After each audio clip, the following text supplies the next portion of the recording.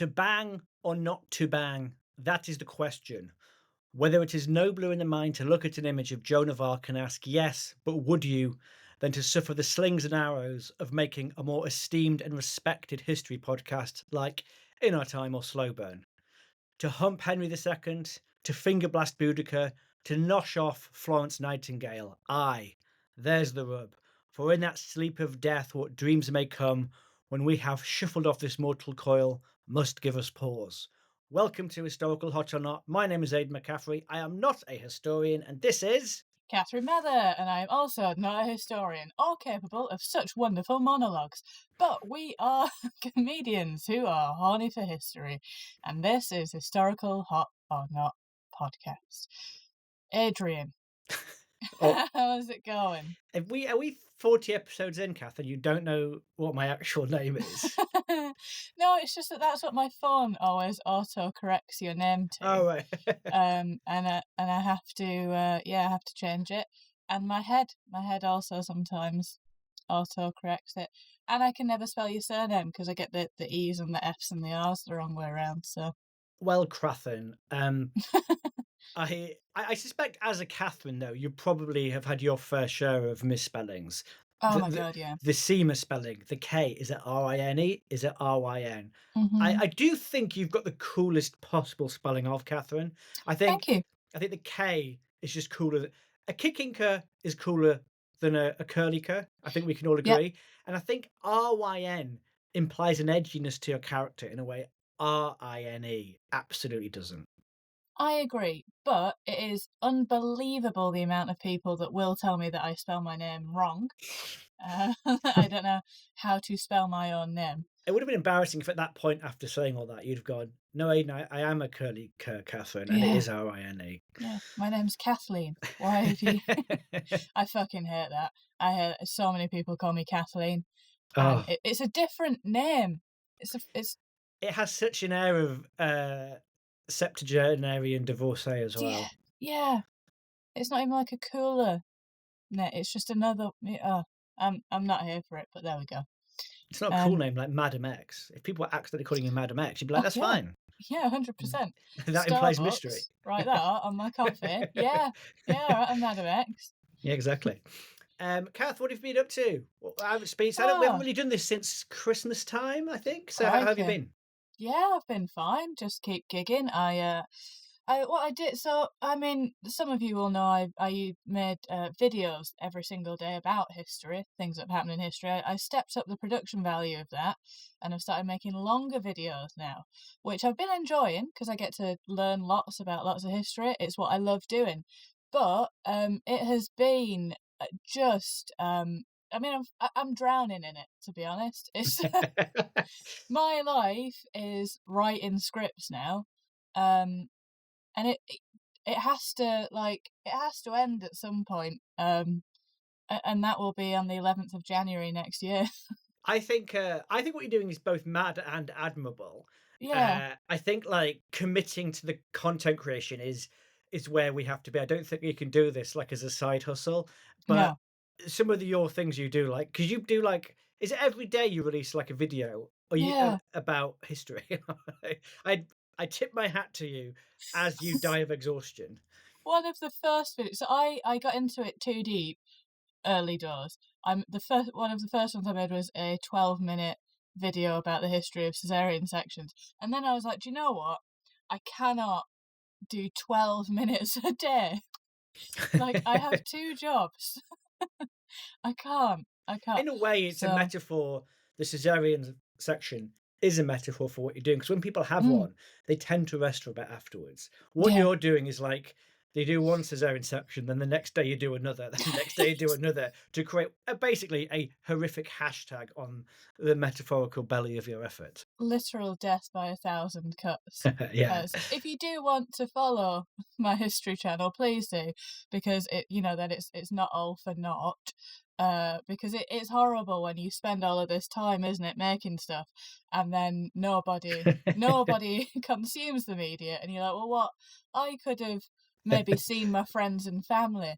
Um, I could have done literally anything that wasn't this, but it's at before, now, after them. It's very good, and I second, 'cause I'm not involved in this other thing, I second just as a viewer, the production quality is great. It looks really, good. I mean, so this kind of sometimes this aesthetic that you have in the videos for the podcast with the sort of shelves of, paraphernalia around you, sometimes you've done that, and now you've got this new thing where you're, like, sitting in a nice chair, and it's all very colourful and blah, blah, blah, and it just, yeah, it's just it's very good, Thank and you. it's very interesting content. You find, good, interesting things from history that I don't necessarily know about and talk about them, which is what I want from these things. Yes, thank you, and I spent, fun fact, I spent a year knitting the rainbow blanket that is on my armchair.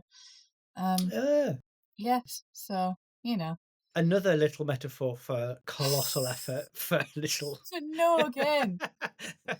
None at all. I made it, and then I realised it's like a fucking scarf. It's too narrow, so I just have to put it on my armchair as a Do you know what most people do, Kath? Maybe this is where we go wrong with podcasts.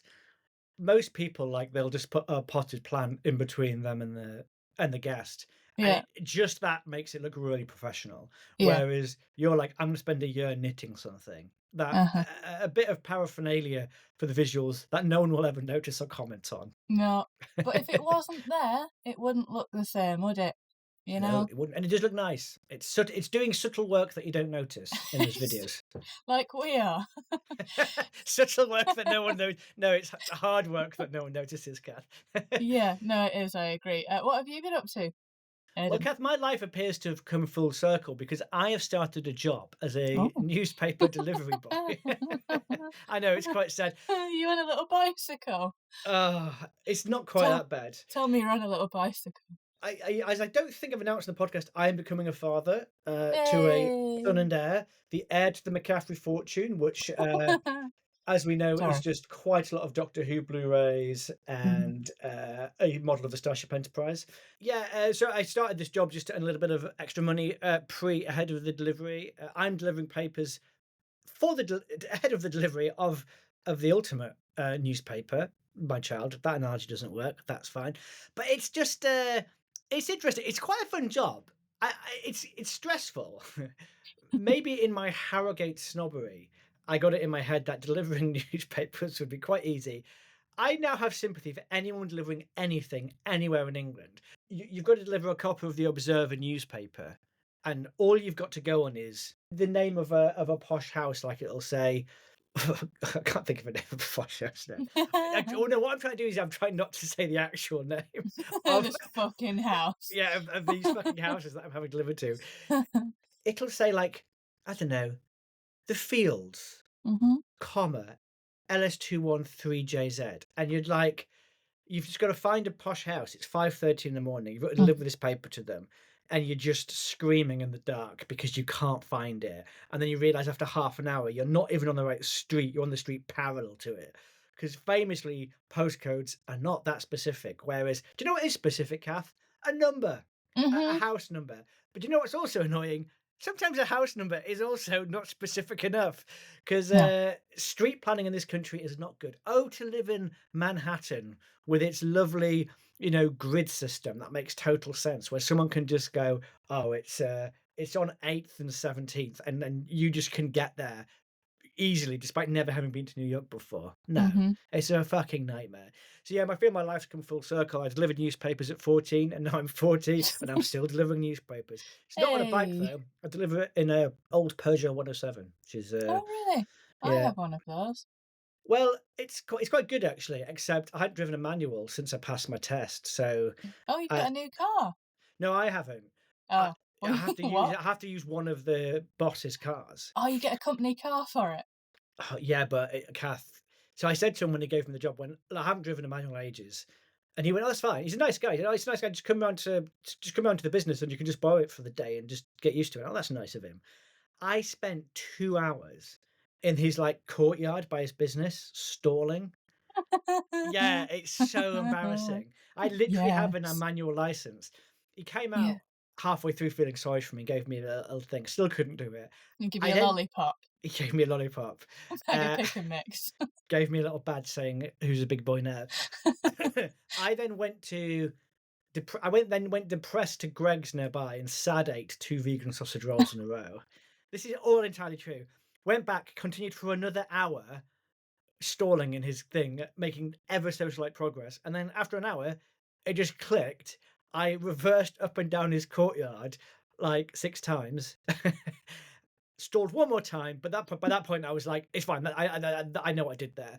And then I drove to the neighboring town and back, texted him and said, "Just drove to Poole and back. Piece of piss. See you tomorrow." And it was quite embarrassing.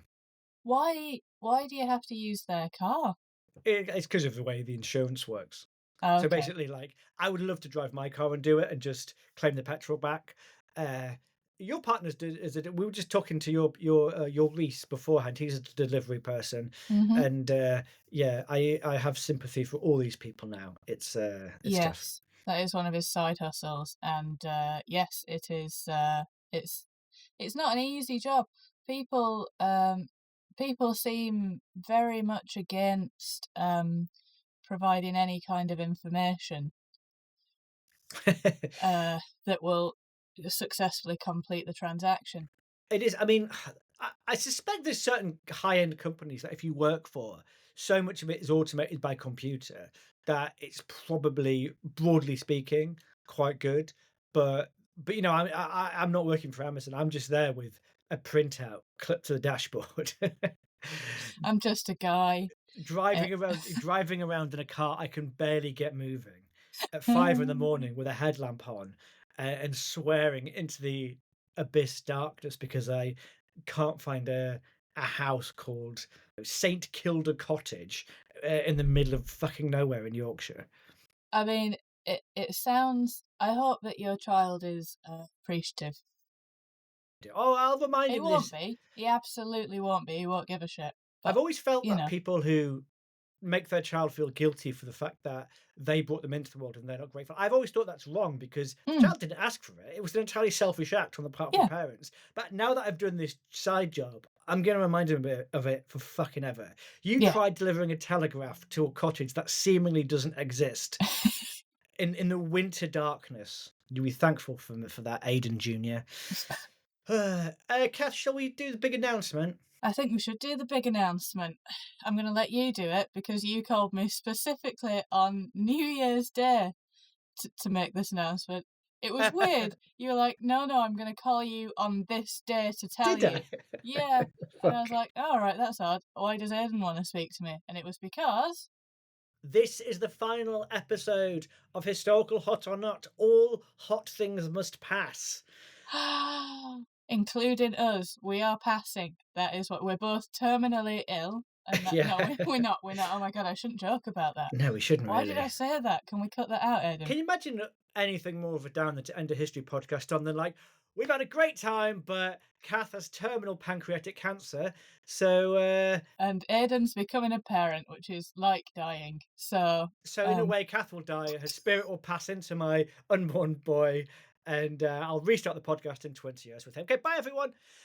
thanks for listening. Now, I'm a bit disappointed. I mean, yeah, it's we've covered 49 sort of historical subjects on this podcast. Yeah. A bit gutted. I was hoping to at least do half of the 117 billion members of our species who have ever Mhm. been born, Mhm. but didn't even get close. Didn't even Yeah. get close, Kath. No.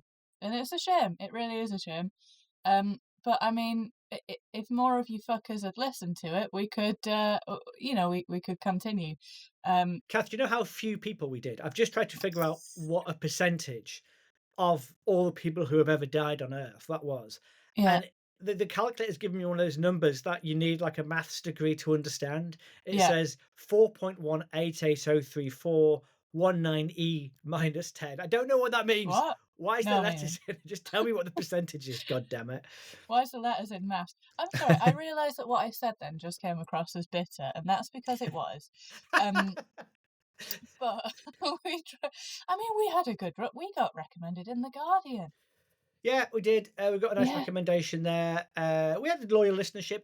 I mean, yeah, I'm a yeah. bit bitter because it's quite hard to put a lot of effort into something that doesn't really get that much traction. And Mhm, honestly, like, I don't want to be rich and famous. I think it would be a hassle. I like being able to go and buy milk without being recognized. But I mhm. also think there's like what podcasts afford is a sort of level of appreciation and interest that can allow you to support yourself while still Mm. remaining entirely anonymous. And we both know people who have that, who are just, they're not famous in any way, except they do have a few thousand people who love what they do. And it would have been really good to make it work. But having said all that, I'm very proud of all the episodes we did. I had a for reasons that will become clear shortly in the episode. I did listen back to bits of old ones to compile a list, and I think we did some good stuff. We had some good guests on. We met some well, yeah, I suppose you'd already met most of them, but we met and talked to some very interesting people, some of whom are fairly famous, and it was good. I think we've got good content, and this podcast will remain online, so hopefully people will discover it in the future. And as like you were saying before the podcast, like Van Gogh, like Van Gogh, maybe we will be appreciated after we die, and there'll be a museum to us and a Doctor Who episode about us. I mean, one can dream, right? Yes, And yeah, we are extremely appreciative to the people that do listen. We've got quite like a small but very loyal fan base of people, and obviously, you guys are who we do it for. Thank you so much for listening. yes, And this isn't forever. If like Van Gogh, I guess people start appreciating our work, we might come back to do it. So tell your friends, tell your enemies, spread the word, spread your legs, as we always say on this podcast. And we're not. We might rise from the dead, like Jesus Christ, superstar. maybe it's a blessing. You don't have to hear me say photo instead of portrait about people who existed before the inventions of photography. Don't listen to that again. Kath used to correct me on that, but I noticed towards the end she stopped correcting me on it because she's like, Aidan has no idea what a photo is. Or he's got a history podcast and he doesn't know the difference between a portrait made with a paintbrush and an electric photograph. But anyway, But alas, but we do have one final treat for you before we march off into that good night, or whatever it is they say. cross the rainbow bridge. Across the Rainbow Bridge, which is we thought it would be fun to do a champion of champions. Uh, French people, that does not mean mushroom of mushrooms. We thought we'd go through all of all of the knots, all of the hots, and then pick. I don't know. Sure, how are we going to do this, Cass? Should we both nominate someone we would like to go to be the hottest of all the people we've said are hot before, and they can become the king and queen, or the queen and queen, or the king and king, Yeah. or the non-binary of historical hotness, perhaps. Yeah, do you want to go first? Because unsurprisingly, Aidan sent me a spreadsheet of of who we have said yes and no to. Uh, Crikey, we did a lot of people, We didn't we? really did. So We really did a lot of people. I'll quickly run through the knots, the people who we discussed the life and times of, and who we Mm, decided weren't hot. So we mm-hmm. had there was 21 knots out of the 49 we covered. There was Una Petri, Nazi bike rider, Yeah, Selim the Grim, Shiite Muslim slaughterer, Mother Teresa, yeah. uh, poor people punisher because she sort of pretended she was looking after poor people, but really wasn't. She was just keeping them poor and ill. John Mm-hmm. C. Calhoun, slave owner, Margaret Mm-hmm. Thatcher, Union Buster, Vlad the Impaler, anus stabber. That's not a homophobic slur. He actually No, did but it. we are gonna cut that out, and then that is gonna be used to cancel you. Yeah, exactly. He literally inserted spears and spikes into people's anuses and ran a And basic further, and further. The guy, but sort of admirable as being the first person to create an entirely spike-based economy in his yeah, state. it's like a human forest, wasn't it? Really? Absolutely. So this is where it gets funny. That all those six monsters didn't get on. You know who also didn't get on?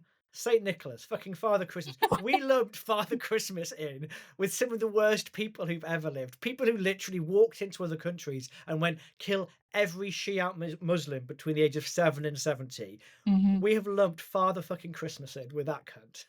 I mean, we've also lumped Juliet Capulet and Joan of Arc in with Well, those people. yeah, we have. I mean, some of them were because they were monsters. Some of them Mhm. were because, like, Juliet Capulet actually one is fit. We didn't put her on because I didn't fancy dating the teenage daughter of a mafia boss. It No, just felt like that could blow up in my face at some point. It's inviting trouble, isn't it? It's fighting trouble. Miss Havisham, she didn't get on, but that was only because we felt she was a bit of a project. Yeah, yeah, don't do a Uh, project. If you don't take anything at all away from this other than don't date a project, that's it. That is the message of this show.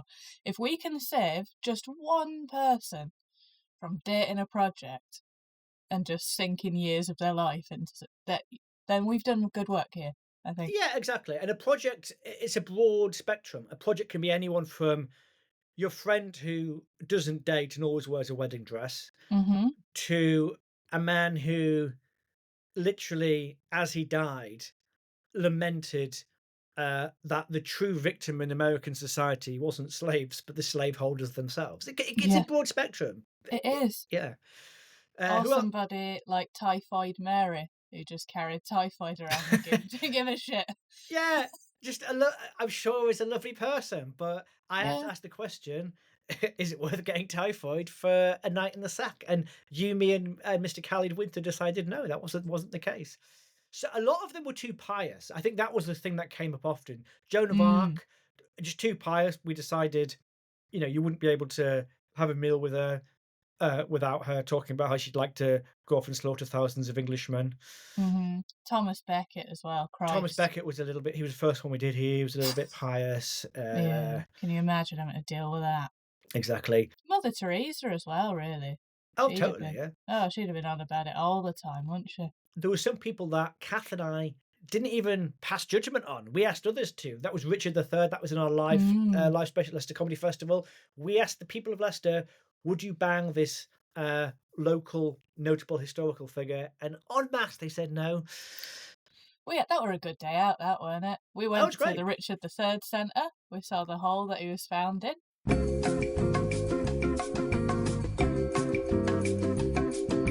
And then we went to the Globe, And we did in Leicester. We did the live show. It was a cracking night, that. and we also did as outside of the podcast record a series of middlingly received solo shows that Yes. weirdly the people of Leicester were very generous. Whenever someone tells me they're doing Leicester, I always say, "Oh, it's really good." I'm not saying you'll definitely go down well there, but even if they hate you, they for some reason give you 15 quid at the end. Yeah. They're very generous on the bucket collection, whether or not they actually enjoyed the show or not. They're great people. Yeah, we stayed in that hotel, didn't we? And it was horrible. It was really horrible. You know when you go somewhere and then like you walk into the building and your Wi-Fi connects and you go, "Oh shit, I've stayed here before," and it was horrible. And it was horrible again a second time. But I just like to stay somewhere that has hooks to hang your clothes on because it didn't have a wardrobe and it didn't have anywhere to hang your clothes up either. And I want the laminate flooring to meet, you know? What I found weird about that place was the rooms were massive. They could have fit a lot more in Enormous. there. They were so Yeah, big and they were like, "No, no, we're gonna put nothing in this except a bed, yeah. and a TV that doesn't work." One single bed pushed up against the wall for some reason. You could fit 8 beds in it. You could honestly, this could be a hostel. You Well, but we were no. wondering why it was called a B&A and not a B&B, but it turned out they don't do breakfast, but they did have asbestos, which is why they Yeah. called it that. And, they're very on it about you not bringing people back. Yeah, exactly. Oh, although she did let me park my car for free, like, That's something. so on, like, literally not even, like, on the road, just, like, kind of on the front bit of the hotel, so, I feel that was good.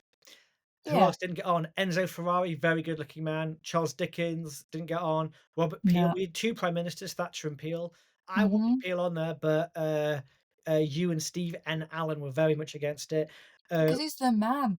he is the man, but he He did literally invented the he police. did invent the police. He invented the police, but he also, like, repealed the Corn Laws and, said, "Let's be nice to Catholics." And I Exactly, that's why I'm against it. Oh, yeah, yeah, of course. And that's why you're owning the podcast because 'cause you're sick of doing it with this bit of Catholic scum sitting right here. Yeah, yeah, exactly. We said no to Wu Zetian. Robert Oppenheimer, who I thought would be an appealing option because he was a top shagger, but Kath was, "Am I no getting into bed with that nuclear bomb God, creator?" no. No, I think he'd never stop talking about it, would he? No. "I Um, am death." Oh, fuck off, mate. Shut up. just become lover, giver of orgasms. That's all I want Yeah, from you. Not I have become death, bringer of death. Uh, Rudolph the Red-Nosed Reindeer. We said no to, which I think I can't remember why we said no to this I because reckon it's 'cause he's a reindeer. yeah, no, hang on a minute, yeah, but we'll get onto it in a second. There is an animal literally on the yes pile, which is There is. Judy the World War II dog. So what if we got against fictional Rudolph the Red-Nosed Reindeer? I think it was that we decided he was just a corporate creation. He wasn't Mm. like mired in hundreds of years of mythology. He was just like invented by I can't remember who it was at the Coca-Cola company. And we thought we're not corporate shill, so we're saying no. Whereas Judy, the World War II dog, a Oh great my dog who did god. heroic things. Oh my god. Yeah. Just I mean, if you've not listened to that episode, and this isn't even like well, it is self-promotion, but listen to it because fuck me, that dog, she the life that her life, and I don't know your life, but her life is more interesting than your life ever has been or will be. It And totally I is. can say that about anybody. And It's also, fucking insane. it is a fucking dog. Yeah. That was the other mad thing. It's dog She, years. She only lived for like 11 years, and it was so much more full of events and history and interesting things than she was taken as a certainly your prisoner life, of Kath. Maybe war. not mine. She was taken as a prisoner of war by the Japanese. She she was sentenced to death twice and survived. And she She had was about 12 kids. yeah. She got married to a French dog. It she's a dog. So yeah, sorry, Rudolph. Yeah, she fought a crocodile and a cheetah. She was a whip was she a whippet? No, she was a God, I can't remember the name of her breed. What I'm gonna look it up. A lurcher, I think. If they'd sent Rudolph the Flying Red-Nosed Reindeer into Germany to bomb some munitions factories in World War II, maybe Rudolph also would have got on the Bayeux Tap-that-estry, but as it stands, you're just trying to sell cans of Coke, Rudolph, so you're not on there, but Mhm. Judy is. And then, Judy was a pointer. Sorry, an English pointer. That's what breed of dog she was. I felt like I needed to get that correct. so I believe that covers the no list. 21 people didn't get on. 28 people did get on the Bayeux Tap-that-estry. So it was 57% of the people we assessed got on, which would suggest we're is it permissive the right word? Quite permissive sexually. Just well, basically, Yeah, if you want to have sex with Kath and I, we're more likely than not to say yes. That's what this podcast has revealed about ourselves. yeah, the odds are in your favour.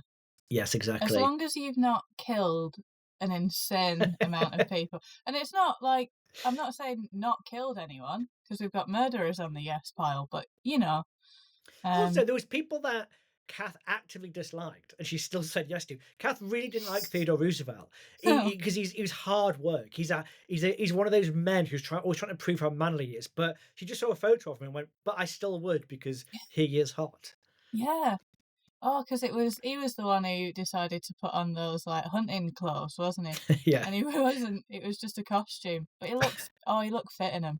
He did. So we'll go Mm, through all the yeses. Jane Full, the stand-up comedian of Tudor times. mhm. Lord Byron, obvious, open and shut legs there. Yeah. Uh, the aforementioned Judy, the World War II dog, such a good dog.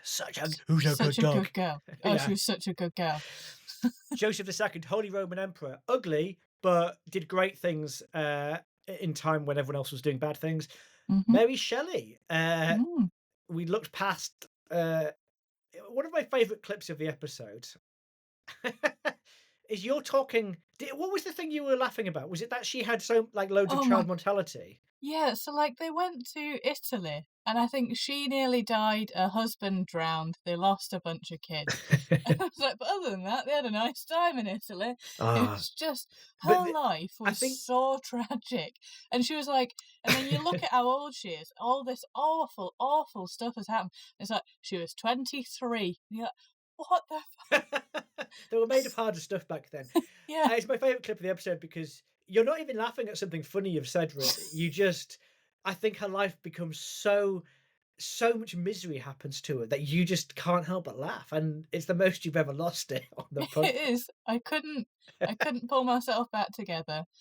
Um, I did debate doing like a best of clips, but to be honest, if you just go on the Instagram feed, Hotnotpod, most of the best bits from each episode ended up being clipped off anyway. So you can just go mhm. through those if you fancy a jaunt down memory lane. Who else got on the Bayeux Tap-that-estry? Who else did we say we'd have sex with? I'll tell you who: the Vitruvian Man, the Yeah, Turin Shroud, the Mona Lisa, uh, all of Byron's babes, that is Lady Byron, Augusta Maria Leigh, Countessa Teresa Guccioli, Lady Caroline Lamb, and Jane Harley, the Countess of Oxford and Countess Mortimer. All of those posh ladies got on there. mhm. Who else got on there? Theodore Roosevelt, Annie Kenny, Yeah, Noor Inayat Khan, the sexy spy from World War II, yeah. Titanic Thompson, Olga of Kiev, which is quite a controversial one because Olga really is kind of in the same camp, from what I remember, correct me if I'm wrong, as like Selim the Grim Mm. and Vlad the Impaler, in that she was very stabby Oh and my god, had a yeah. penchant for killing people in the hundreds. Mm. And I don't know, maybe it's like a sort of reverse sexism that we were like, it was a woman doing it to men, it's fine. I mean, she sort of had the William Wallace thing going on, didn't she? They call it fridging, don't they? Yeah, yeah. In film terms, so it's where a female character only exists in a film to be murdered horribly, uh, for the to give the male protagonist a reason to do. It comes from a comic where to spur the hero on, yeah, Mhm, he gets home and finds his girlfriend's been stuffed in the fridge and has died, mhm. and then this led to and then now you just notice it in loads of films, like she has to die for him to. So what you're saying, Olga of Kiev was the opposite of that. Her husband died, so she could become this great and slightly murderous ruler. Yeah, I think that is what happened there, is it? I think just to go off, uh, that my the least favourite that the example of fridging that makes me the angriest, has to be The Crow. Have you seen The Crow? Yes. Yes, and so, Are you talking about the new one from like last year or the old one from the the 90s? old one Yeah, where yeah. somebody died in it, like, actually died 'cause they, fired a gun and it got a blank in it, but they fired it too close, Are you and I saying think he. Brandon Lee got fridged? No, no, the opposite. So what happens in that film is that a gang of punks break into their house, rape and kill his girlfriend, and then throw him out of a window. And then both of them die, and there's a storm or something, and he comes back to avenge his dead girlfriend. Now, in my mind, she should come back because I would Yeah. argue that if someone had done that to me, I would be angrier than my boyfriend. Just saying, you know? But she couldn't possibly come back because she doesn't know martial arts. Do you know what I don't like about the Crow? 'Cause I watched that for the first time like 2 or 3 years ago. It's essentially Death Wish, but for like moody 90s Gen X goths. It's an awful film, and you Well, can yeah. tell the point that he died because then there's not a clear shot of his face. Yeah, just silhouettes from that point on. Yeah, I mean, I think it's quite like it looks good, and I quite enjoyed like the sets and stuff, but it is just Death Wish. It's just Mm, like the sort of male sort of alpha maverick, I'm going to do things my way thing, where something he gets wrong, so then he just goes out and slaughters all the perceived criminals of the world. And yeah, it's like just because Jason um Lee is wearing, or Brandon Lee, just because he's wearing eyeliner doesn't make it okay. But for some reason, 90s 20 somethings and teenagers decided no. The fact that he's wearing eyeliner and I'm listening to The Cure while he's stabbing all these people and kicking all these people to death, that does make it okay. So yeah, I'm with you. I don't think it's a great film. yeah. Terrible film. Don't watch it. I'll watch it if you want to watch a terrible film. Yes. Um, Who else got on? Lily Parr, Lily Ani- Parr, Anita she was good. Berber. One of my favorite episodes. I will say this: my favorite episodes were usually the ones where someone brought something to us Yes. that we weren't didn't know about. So Meryl O'Rourke, excellent comedian, recommended to us Anita Berber, and she was absolutely nutso. Not Meryl O'Rourke, maybe Meryl O'Rourke is nutso. Anita Berber is just Oh, absolutely nuts person. So I recommend yes. that one. And Um, Andy Gawthorpe recommended Gouverneur Morris. This yes. is the founding father who inserted a whalebone into his penis. I Mhm. never would have known about these people if it wasn't for this podcast. So, No. What I will say about Anita Berber is I just would like, I mean, she lived fast and died young. Um, but I would love to get to a point in my life to have the confidence to enter a high-end hotel completely naked, wearing only a fur a fur stole, a monkey, and a necklace full of cocaine. yes. Like, While then urinating on a businessman. yeah, she also did that in shows, just weed on people that she that were heckling her. What I mean, wow. Well, we'll come back to her because I think in a minute we'll talk about the champion of champions. Mm. I think she's a strong contender. But anyway, we'll Oh come back to yeah. her. Guy Fawkes, a controversial suggestion, but actually, now that I've been reminded that what do you call it? Olga of Kiev got on it. Kyiv, sorry. Olga of Kyiv got on the podcast. Maybe like they are the sort of equivalents of each other. I know they're not the equivalents of each other, are they? Because Guy Fawkes No. didn't murder people. He just tried to. Tried really hard. Anyway, I don't like the fact that he's on there, but Kath, and literally everyone I've met since agrees with Kath that Guy Fawkes is hot and he should be on the tapestry. So what the fuck do I know? It's sexy. He stuck it to the man. He tried his best, and it's hot. He tried to commit an act of terror against hundreds of Yeah, people. Isn't that hot? it is. Yeah, because it's a long time ago, so it's we can forget that it was a terrorist attack because now we Like, just have black peas and bonfire but you know tapping. something? At the risk of getting dark and serious, Kath, Mm. at the time I thought that that was mad that you Hmm. put him on there. Well, I still think it's mad. But actually, if you agree with the cause, I think we have entered a new era of socio-political understanding where if you agree with the cause, people will be forgiving of quite heinous crimes. Because you know when that guy in America killed that healthcare executive, Hmm. and like online, and I say this as like it's not just woke people. Like I know anti-woke people and woke people who basically applaud what he did. And are Yeah, like, no, no, that was a good thing. Like that guy's responsible for, I don't know the exact number, but he makes money off death. So the fact that he yeah, was killed, and so actually, maybe you were ahead of the curve by putting Guy Fawkes on there because yeah.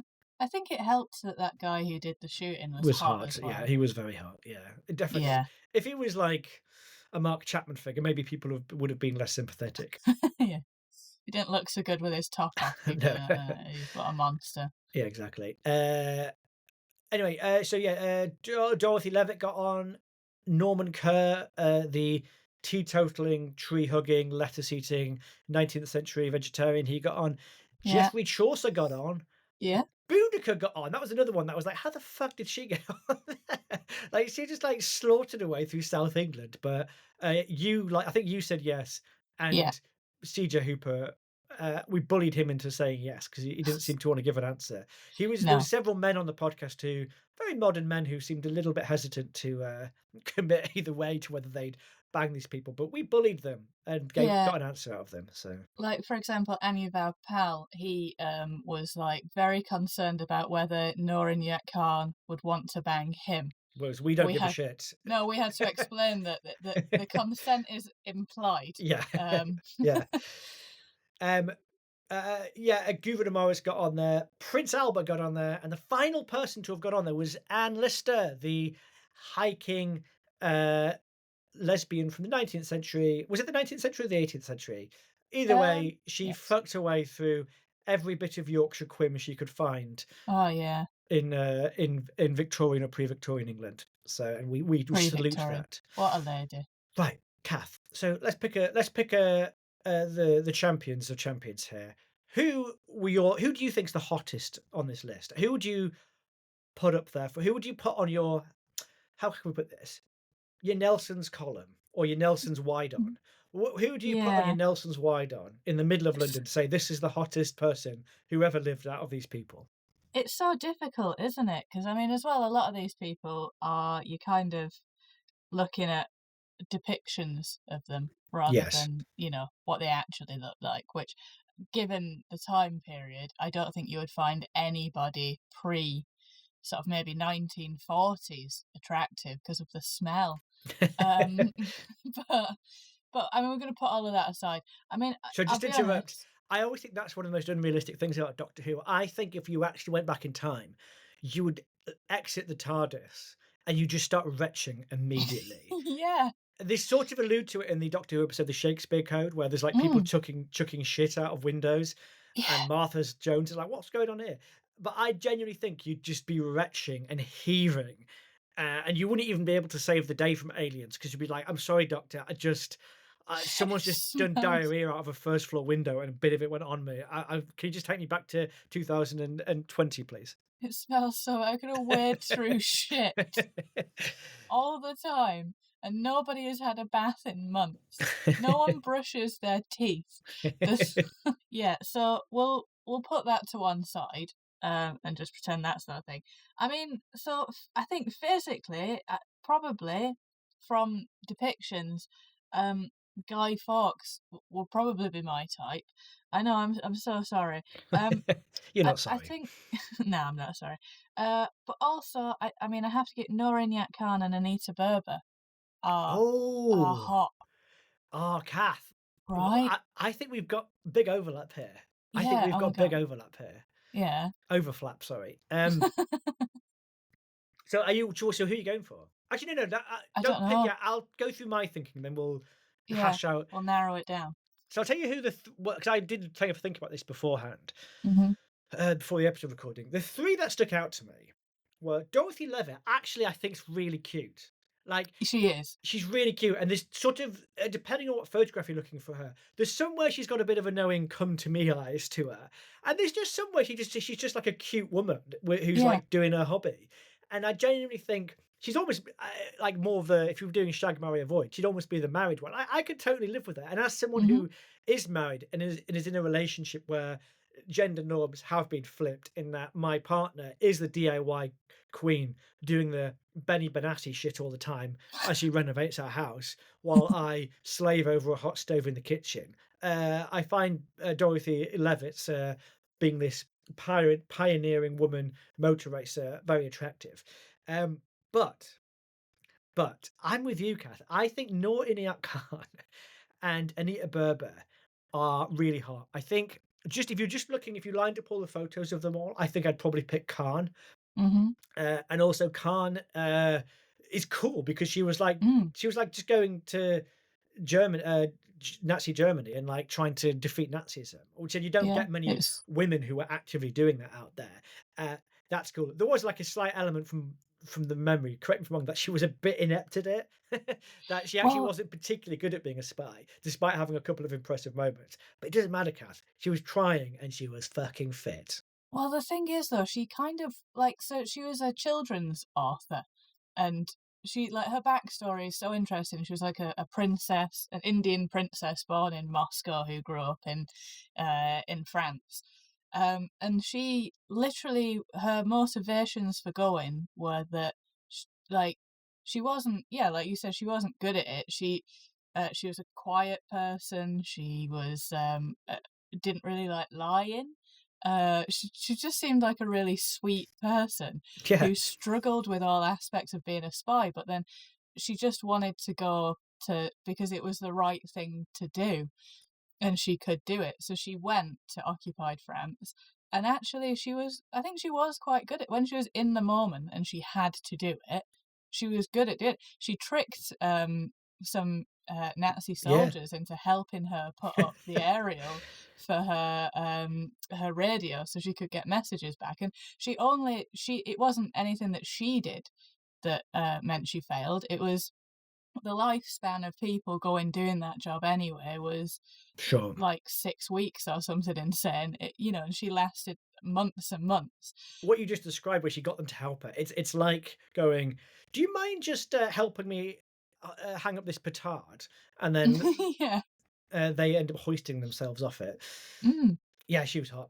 Anita Berber is really hot. I mean, the only thing about Berber is I said this in the episode, she's so fucking mental. Yeah, she would be an absolute nightmare to live with. Ah, just like I said it on the podcast that those kind of heavy drug using hedonists can smell the chamomile on me a mile off. And Mhm. so I actually don't think I would be a good fit for her, but No. she's really hot. and again, And cool. yeah, she's cool, and she's sticking it to the man in interesting ways. Um, She would be a project, though, wouldn't she? Because she like, you would get with Anita Berber, and the times would be fantastic. You would be it would be such fun. But then at a certain point, you have to be like, well, she is, on a downward spiral here of her own creation. Um, not that I'm saying addiction is it's a terrible thing, but, you'd be like, "Well, I can help you to not die." And she would probably say, "No." could you have waited it out though? And by that I mean, I think she died young. Had Yes. she not have died, and had she have made it to her 30s and 40s, would it not have been possible that, like all of us, her club going, her urinating on businessmen days would have ended? We've all been there. We've all done it. Maybe. Yeah. They would have ended it, and she would have like got into knitting, and then you could have just like settled down with her and like in a nice cottage in Yorkshire and knit and drink tea out of pots that have cozies on for the rest of your life. I Maybe guess we'll never know, we'll will we, never know. Aidan? Um, I think one more person who, just on appearance, I thought was really hot, but I can't rightly give her the championship. Countess Teresa Guccioli, who was one of the Byron's babes that we covered in a bonus bag, I thought was really hot, but you didn't. You thought she looked really weird, whereas I thought she looked really hot. I just wanted to give her an honourable mention. I can't Mhm. really put her on though because she's like, not to be dismissive of noble women. She's largely just a noble woman. The most interesting thing she did was that she uh, cut off some of her own pubic hair and sent it to Byron as a signal that she wanted to engage in relationships with him. Now, the fact that I'm so into her would suggest that I have discovered that that is my kink. And That would work for you. yeah, like my kink is having Bush couriered to me. I didn't know that before I made this podcast. I know that now. Yeah. But the fact is, a lot of these other women did more interesting things in more interesting times. So I'm not going to count Mhm. it. I think Noor Inayat Khan is a great shout because she did cool things and she was hot. I think Mhm. Anita Berber, just the anarchy of what she did in an anarchic time, the Weimar Republic, is inherently hot. Should we give it to Anita Berber and Khan? Because Fawkes might be too controversial in that Yes. you like him, but I don't. Whereas I Uh-huh. think we're both quite enamored with Burbs and Khans. Yeah. So I think, should I reckon I would say first place to No, second a very close second to Anita Yes. is where I'm on this. Ace, I'm happy with that. If you're happy with Yeah, that. so the champion of champions declared Norinyat Khan, the spy Way. princess. She lived a short life, but I'm sure her estate will be absolutely delighted with this victory. Yes, what a babe. I mentioned the bonus bangs. Last night, I put them all back in the main feed. They were there with Yay. subscriber only, and I've just put them all back in so you can enjoy them all. Some of them used to be in there anyway, but there is Mhm. stuff that's never been released to the wider public, namely the deleted scenes episode that we did, the Dead Pod scrolls that we released last year. So Mhm. go back and enjoy them. Some of I think some of you have downloaded them because they may have. If you subscribe, they'll automatically download them once they reappear back in. But if they didn't, scroll back through. Most of them are quite early on. It's like episodes after episode 6 and before episode 7. And the Dead Pod Scrolls was about 10 episodes ago or something. If you want merch, we've already given some of the merch to some people we know who love the pod. If you fancy some, what have we got, Kath, that we could give people? We've got, I think we've got a couple of mugs left if you want a mug. And if maybe pay for postage and we'll drop you a mug off. We got some fridge magnets, big circle fridge magnets. If you want one of those, drop us a shout. I think we've got some badges, we've got stickers. So if you do want any of them, give us a shout. We can send you some a little bit of our merch that we've got going. We'll figure it out. If you want to start sticker bombing places so that our appeal increases and we can start doing this again, that'd be sick. I mean, I Um, feel like we're sort of setting up the final indignity of disinterest in this, Kath. If we've said this and then no one gets in I touch to know. say, send us a Well, free mug. DM privately, and then Yes. I always say that on anything because then it's less embarrassing when no one gets in touch. Um, Shout out to Mark and Irina and Mark, our super fans. We love you very much, and I think And a shout out to Maxwell in New York State. He was one of our biggest, earliest champions online. We appreciate all your support, Maxwell. yeah, and everyone, I'm sorry if we've missed you and you listened a lot. Comment, telling us that we're dead to you.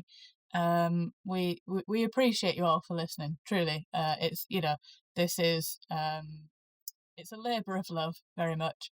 And in a disgusting moment of sincerity, Aidan did an awful lot of that he was responsible for the editing and our social media campaign and making those little videos, the promo videos. So thank you, Aidan. You smashed it out of the park. Thank you. Thank you for your work. And you, And Kath. also, you're a cunt.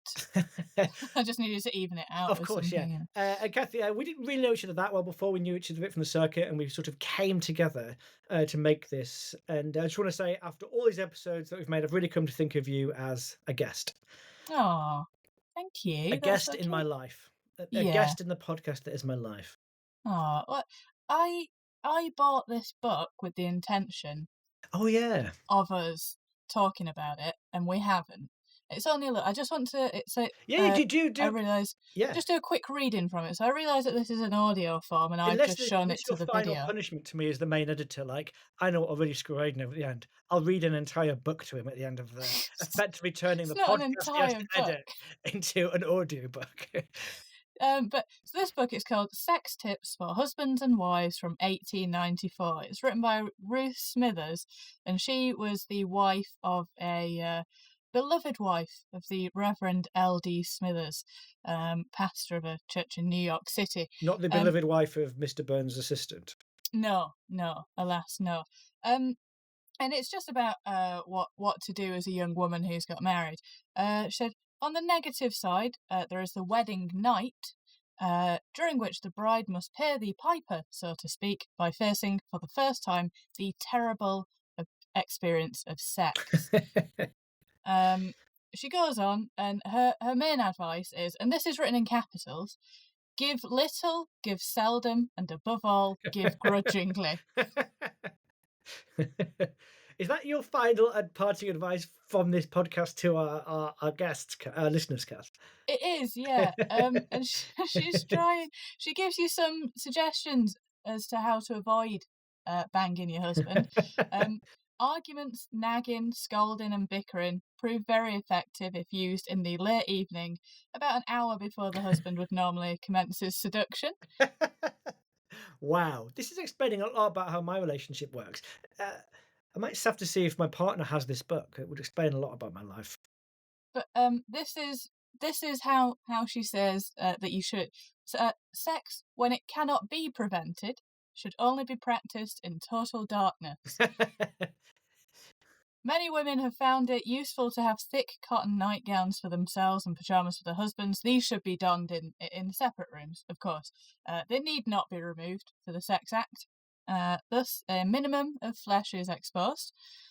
Um, Once the bride has donned her gown and turned off all of the lights, she should lie quietly upon the bed and await her groom. When he comes groping into the room, she should make no sound to guide him in her direction, lest he take this as a sign of encouragement. Is she like making the argument that your husband is essentially like it's like he's a T-Rex? Men see based on movement, so if you keep very still, he won't notice you lying in bed. Yeah, but it gets a bit worse because she said she should let him grope in the dark. There is always the hope that he will stumble and incur some slight injury, which she which she can use as an excuse to deny him sexual access. This is the Vinnie Jones school of avoiding sex with your husband. Just like take out their best player as soon as the ref blows his whistle, and that gives your team an advantage, even though you're going to get sent off with a red card. Yeah. So I mean, I mean, it's longer. I'm not going to read. It's not that long. Bear But traps. Bear traps are a great way to avoid your husband fucking you. basically, yeah, yeah. Turn the lights off, lie there silently, and set him a fucking obstacle course between the bathroom and the bed. Construct yourself a massive iron suit like Tony Stark did in that cave in the first Iron Man film. This will guard your pelvis from your husband's penetrative. instincts. Argue with him before bed as well. I love that. Every single night, just schedule some fucking argument. Because I mean, I don't know about you, Kath. I find arguing quite emotionally draining. Can you imagine Mm, that just being part of your daily schedule? Every day at 8:30, I will yeah, fucking kick off at him for yeah, having, I don't know, not bought a thing I asked for at the shop yeah. And, do just you to know what? avoid sex. It is for some people as well, isn't it? I never get that. Some people just argue all the time. Oh, yeah, we all know those couples who it's like that's the energy they have. It's just like they argue Yeah. and argue, argue, then have mad angry sex, and then that's I can't be arsed with that. God, no. No, that sounds awful. Well, But yeah, anyway, I just thought that it would be a nice little treat to end on some sex tips there. and maybe a tease for your other podcast. If you want more of this kind of thing, what's it Mhm. called? Is it at Before Then Now? It is, at before now, after then. That's it. Here is because, at before now was taken on a lot of them. Here is the little logo for our visual listeners. It's a little hot air balloon, Who kinda designed cute. that? The wonderful Richard Todd, Oh, who designed our historical Hot or Not, sure did. um, yeah, logo. He's a fantastic comedian and illustrator, and man. He's a nice man as well. He's Um, not nice. He's just got a Geordie accent. Just so he just sounds nice. no, you're right, yeah. So, ladies and gentlemen, hot not podders, for the last time we have put the ass in classical antiquity, the thick in Paleolithic, the clit in Heraclitus. We have flicked the bean of Jacobean England for the last time, thus bringing everyone who was alive from 1603 to 1625 to climax in their graves. Kath, see you in the next life. Yes, spread the word, spread your legs, and remember, it's not what's on the outside, it's what's on the inside of the coffin that counts. Goodbye. Goodbye. You have been listening to Historical Hot or Not with me, Catherine Mather, and Aidan McCaffrey. Theme song by David Eagle, and our logo is by Richard Todd. You can head over to co-b.com/hotnotpod. Over there we've got some Hot Knot merch. We are currently selling branded condoms and branded badges. Get over there while stocks last.